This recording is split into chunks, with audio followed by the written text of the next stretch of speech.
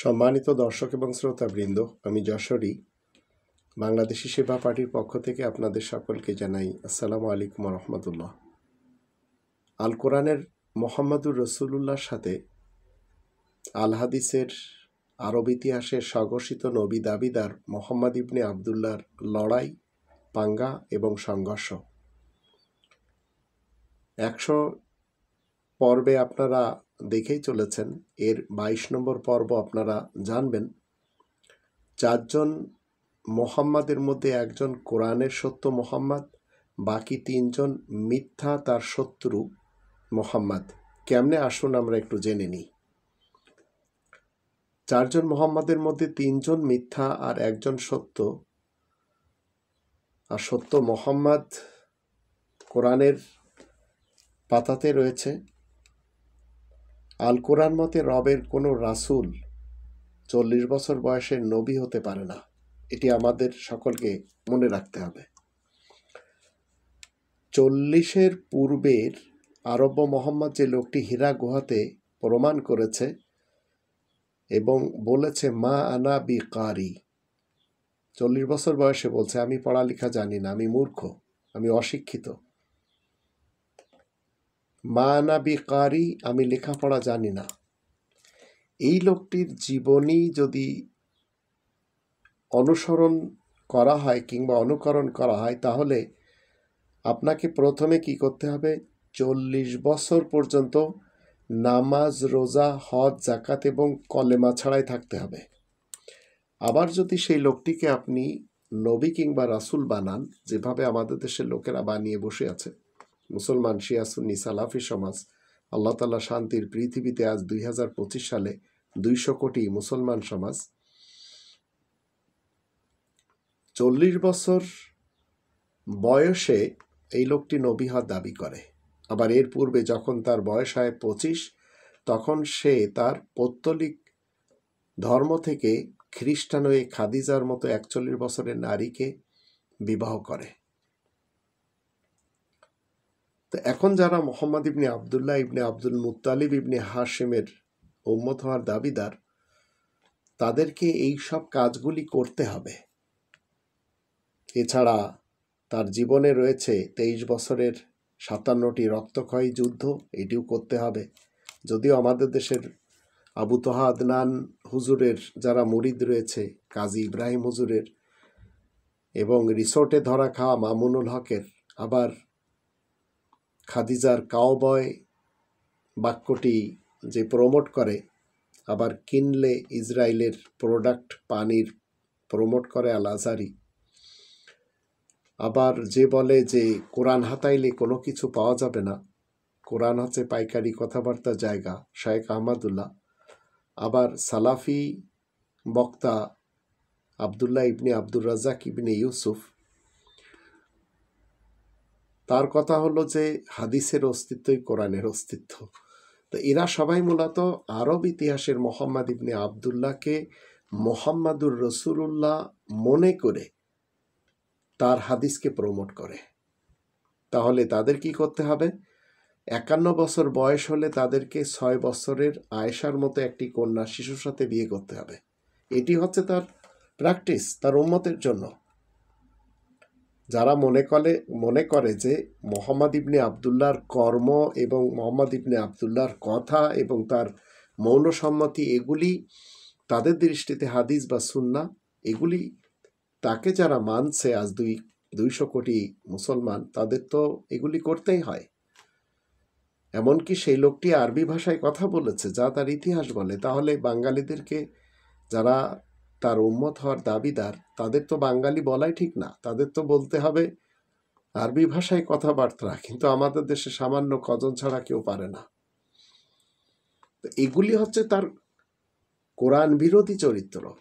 আর এই চরিত্রের সাথে রবের বিশেষ বার্তাবাহক রাসূল, যিনি আয়াত প্রচারের কারণে প্রশংসিত, উপাধি ধারণকারী চলমান মোহাম্মদুর রসুলুল্লাহ, তিনি কখনো অ্যাডজাস্ট হতেই পারেন না। আপনি যদি মোহাম্মদুর রসুলুল্লাহ ওয়া খাতামান নাবিয়িন দ্বারা সত্যায়িত কোরআনের আয়াত মানেন, তাহলে আপনি 6 বছরের কন্যাকে বিবাহ করতে পারেন, 2 জন উপপত্নী রাখতে পারেন, 21টি বিবাহ করতে পারেন। আবার আপনি 23 বছর জীবনকালে 57টি যুদ্ধ করতে পারেন? সম্ভব এগুলি?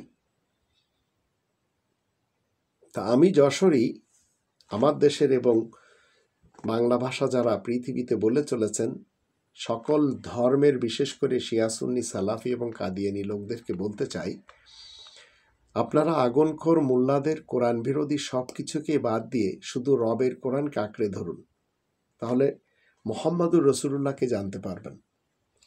মনে রাখবেন, জীবন চলার জন্য এটি দারুণ একটি গ্রন্থ যেটি আল্লাহ তাআলার পক্ষ থেকে এসেছে।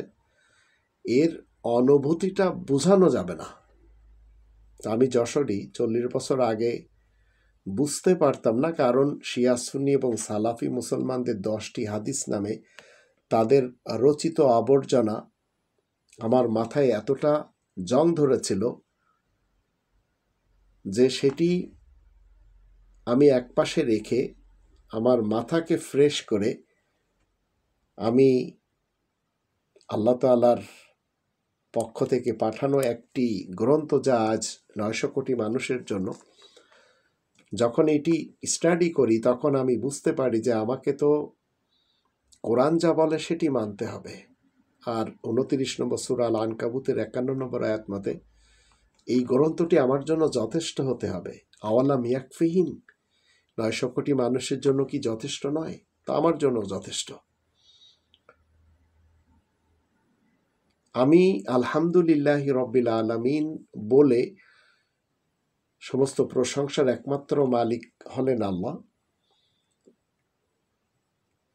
আমার দেশের যারা 18 কোটি বাংলাদেশি রয়েছেন এবং বিশ্বের বিভিন্ন প্রান্তরে এবং ইন্ডিয়ার বাঙালি যারা রয়েছে প্রায় 40 কোটি মতো, এদের সকলকে বলতে চাই, কোনো দিন যদি আপনারা মনে করেন যে কোরআনের মোহাম্মদুর রসুলুল্লাহকে জানতে হবে, তাহলে কোরআন স্টাডি করতে হবে।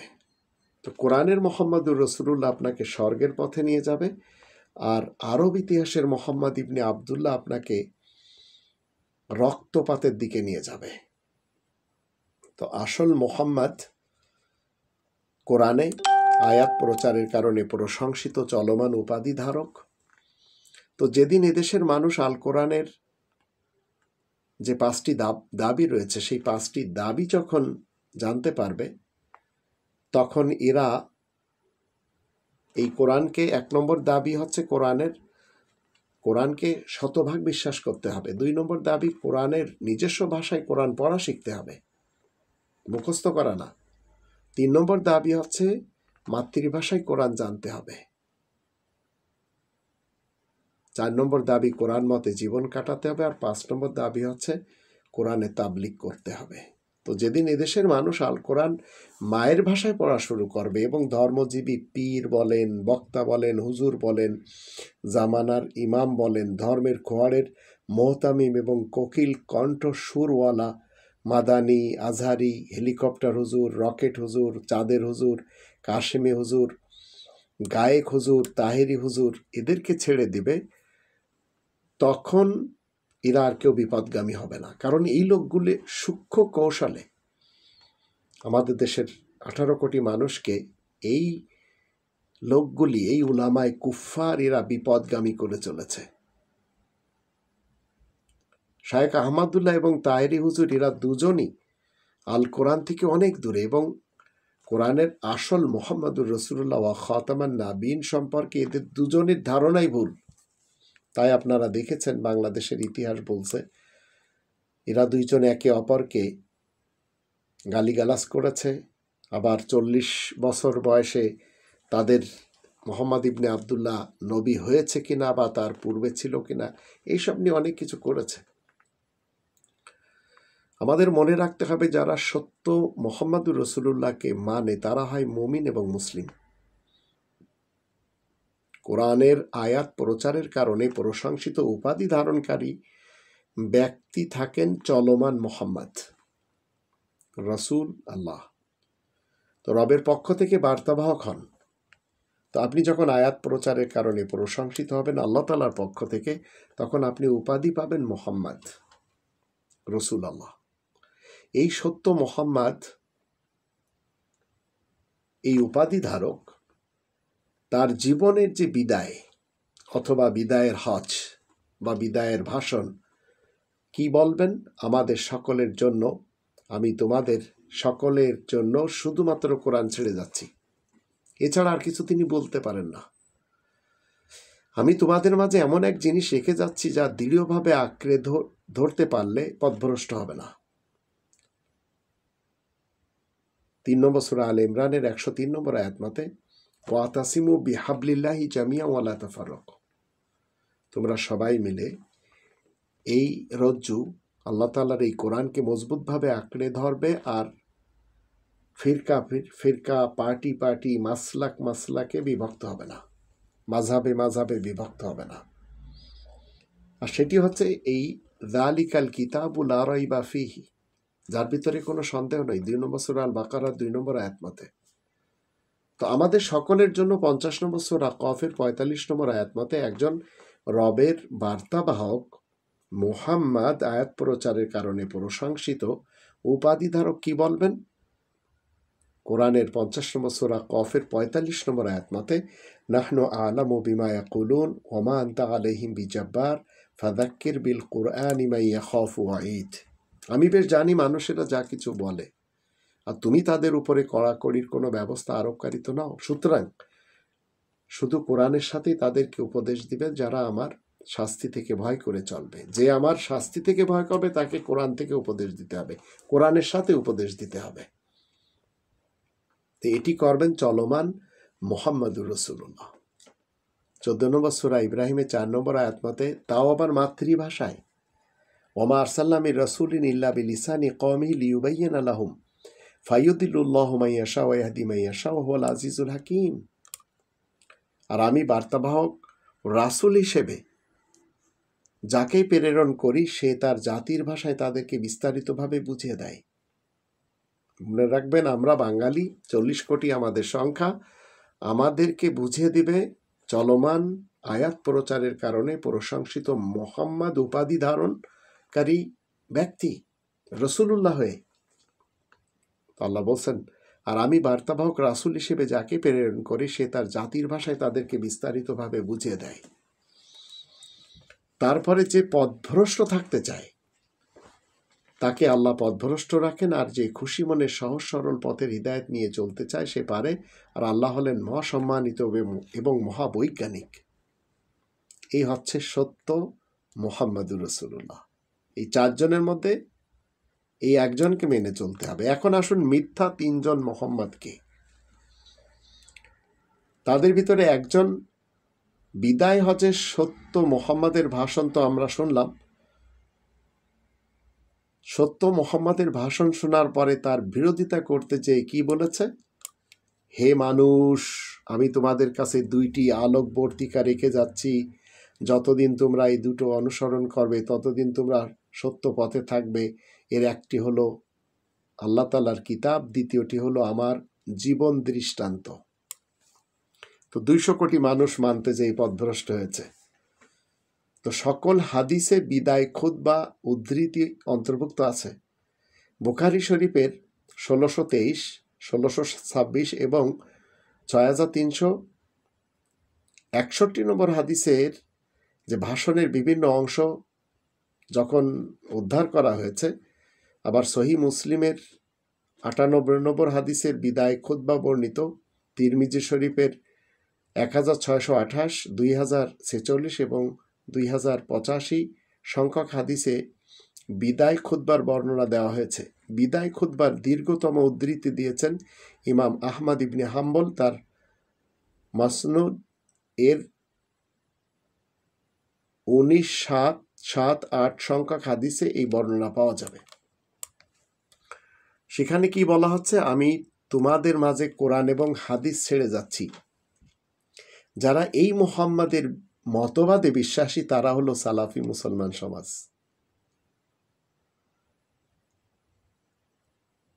আর একজন মুহাম্মদ সত্য মুহাম্মাদের বিরোধিতা করতে যেয়ে বলে গেছে, আমি তোমাদের ভিতরে এমন বস্তু রেখে গেলাম, যদি সেটি আঁকড়ে ধরো তাহলে তোমরা কখনো গুমরা হবে না।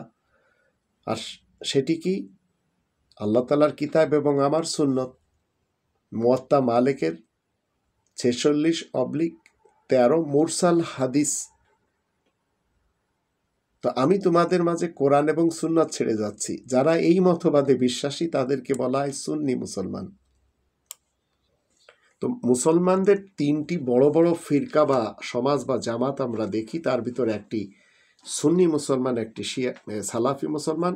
এবার আসুন শিয়া মুসলমান। আর একজন মোহাম্মদ সত্য মোহাম্মদের বিরোধিতা করতে যেয়ে বলে গেছে, আমি তোমাদের মাঝে 2টি মূল্যবান জিনিস রেখে যাচ্ছি, আল্লাহ তাআলার কিতাব আর আমার বংশধর মানে ইতরাত, আমার আহলে বাইত। নিশ্চয়ই এই 2টি কখনো বিচ্ছিন্ন হবে না যতক্ষণ না হাউজে কাউসারের নিকট আমার কাছে উপস্থিত হয়। তাহলে চিন্তা করেন, এও একজন মোহাম্মদ। তো মোহাম্মদের খেলা চলছে আল্লাহ তাআলা শান্তির পৃথিবীতে। এখানে কোটি কোটি মোহাম্মদ রয়েছে, নামের মোহাম্মদ, কিন্তু কোরআনের চলমান উপাধি ধারক মোহাম্মদুর রসুল্লাহ সবসময় থাকে। আর এটি ধারণ করার জন্য কোরআনের 5টি দাবি ফুলফিল করতে হয় নিজ জীবনে। নাসাই আহমদ খাসাইস পৃষ্ঠা নম্বর 112, হাদিস নম্বর 78, ইবনে মাগাজিলি মানাকিব পৃষ্ঠা নম্বর 230, হাদিস 283, আবু ইয়ালি মুসনাদ 2য় খণ্ড পৃষ্ঠা 297, হাদিস 1221, ইবনে আবি আসিম কিতাবুস সুন্নাহ পৃষ্ঠা 630, হাদিস 1555, ইবনে হাম্বল মুসনাদ 17তম খণ্ড পৃষ্ঠা 211, হাদিস 1113, তাবারানি সুলাইমান 5ম খণ্ড পৃষ্ঠা 169, হাদিস 980 এবং 4981, আমি তোমাদের মাঝে কোরআন এবং আহলে বায়েত ছেড়ে যাচ্ছি। যারা এই মতবাদে বিশ্বাসী তারা হলো শিয়া মুসলমান সমাজ। তো সুন্নি, শিয়া এবং সালাফি মুসলমানদের আবার আমরা দেখতে পাচ্ছি এদের সকলের কাছে দেশও রয়েছে। যেমন ধরুন, শিয়া মুসলমানদের দেশ ইরান, সুন্নি মুসলমানদের দেশ পাকিস্তান, সালাফি মুসলমানদের দেশ আরব সহ সৌদি আরব। তো ওই 3জন মোহাম্মদ হলো আরব ইতিহাসের আল্লাহর বান্দার পুত্র। তাই রবে শান্তির রাজ্যে শিক্ষিত মুসলিম এবং মুমিনরা বলে ওই 3জন মোহাম্মদ হলো তারা যে দাবিদার মা আনাবি কারি, আমরা পড়ালেখা জানি না। আর এরাই হচ্ছে মূলত জাহেলে মুরাক্কাব।